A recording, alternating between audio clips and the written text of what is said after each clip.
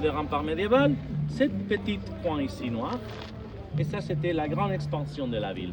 Au moment que la ville elle commence à grandir, il y avait des petits villages tout autour. San Andreu, Gracia, San Gervasi, Sarrià.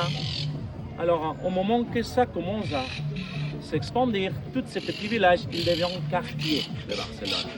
Je ne sais pas si vous connaissez l'avenue qu'on appelle Passeig de Gracia, qui en vrai ça veut dire la promenade de Gracia. Pourquoi? Parce que c'est la rue qui va de l'ancienne ville de Barcelone jusqu'à l'ancien village de Gracia.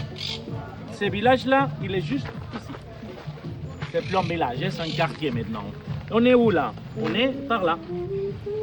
Pourquoi si loin de la ville? Parce que ça c'était l'idée de le monsieur Eusebi Güell.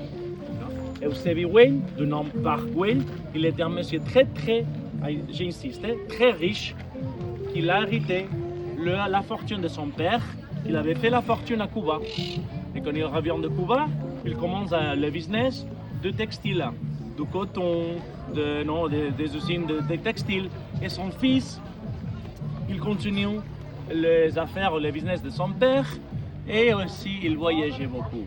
Il a même vécu à Nîmes, au sud de la France. Il a vécu aussi à Londres. Alors, il parlait couramment anglais et français. Et en soyant à Londres, il a trouvé un livre qui s'appelait, en anglais, The Garden Cities of Tomorrow, les villes-jardins de lendemain. C'était écrit par un monsieur anglais qui s'appelait Ebenezer Howard. Et dans ce livre, le monsieur Howard, il décrivait que la ville du futur, elle devrait être plutôt une ville